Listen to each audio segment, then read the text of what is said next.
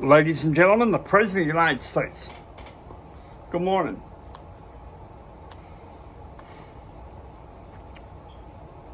We just received news about an hour ago from Prime Minister Benjamin Netanyahu. Apparently the meeting in Dubai was meant to be the beginning of a roadmap for peace. What he has decided with Great Britain is that this is only to lay a groundwork for the roadmap for peace. Because of this, Secretary of State Christopher and I this morning made an executive decision.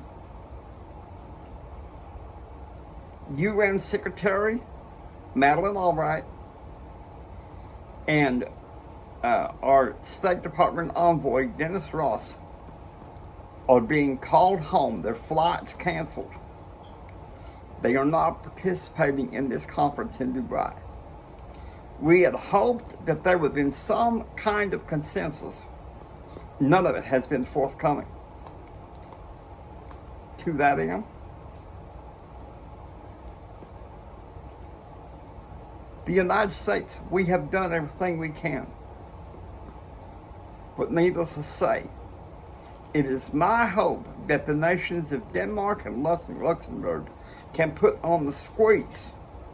That way that in January, non-negotiable, there will be a final agreement on Middle East peace.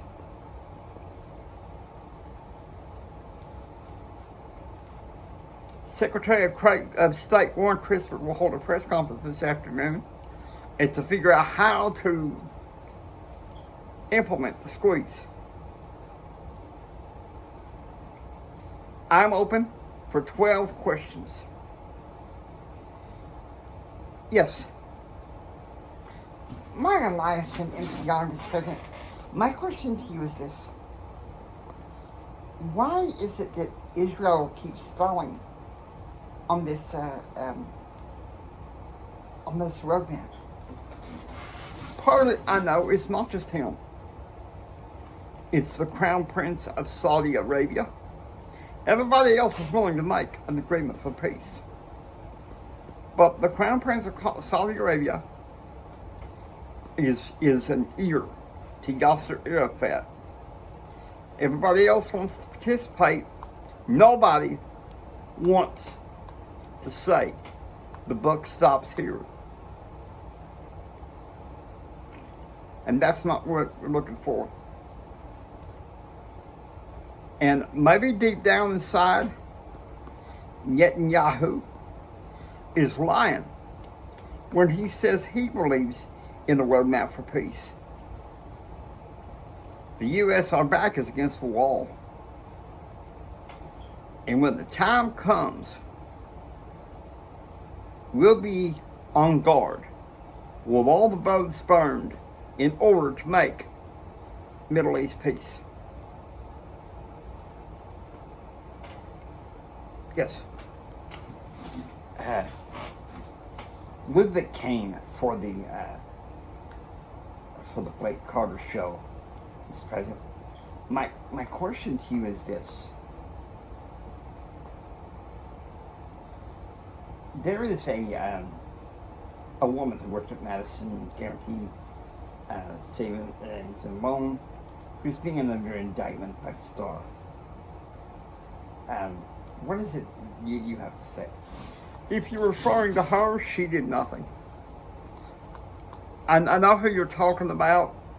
It's top secret. You want to know something, you need to speak to White House counsel about this because I can't discuss it.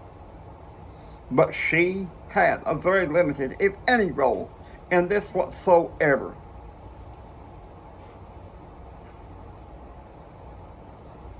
Next question.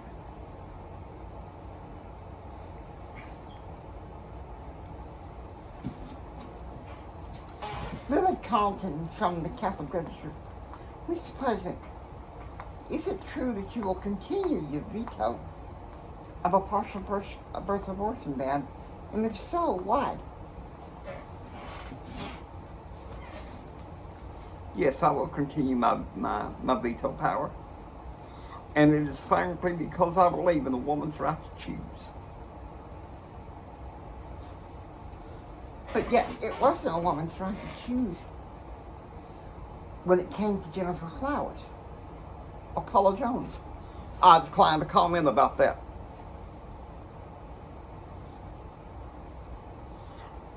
Next question. One Williams, NPR, Mr. President. My question to you is this. Why the holdups? We were doing pretty well. Breakdowns in Jerusalem. Caused the breakdown in Cyprus, and now one in Dubai. We as the U.S. are stretched thin then. Well, I believe it's our ideal to police the world. I do not think it is our ideal to fight all the fires that we've had to.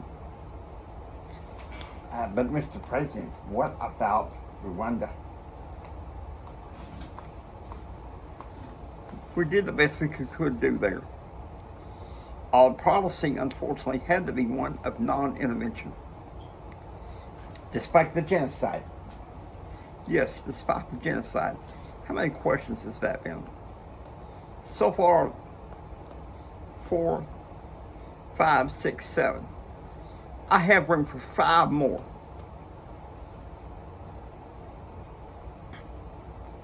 Yes. Lincoln Constantine in Fort Worth Times, Mr. President. My question to you is this. With you being installed in the White House, what are your plans for you and Hillary? We are going to have a decent Christmas in the White House. We're going to let that be known in our Christmas greeting.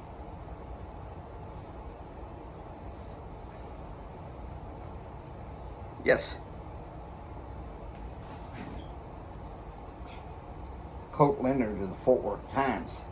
My question, Mr. President, The sole proprietorship revitalization law is being bogged down in the House.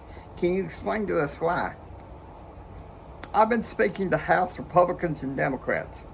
There's only one reason. Congressman Bill Hume has joined with some moderate Republicans to try to block the legislation. How long it'll stay in lockup till it goes to the final vote, who knows? But we are optimistic that it'll pass regardless. and will you sign it?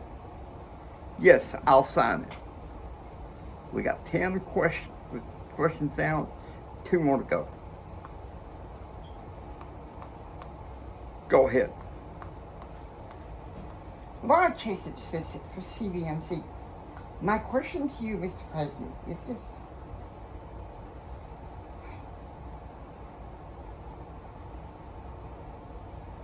This unnamed person, she was one that agreed to testify against Seth Stone, but not agreed to testify against the McDougalls. I decline to comment about that.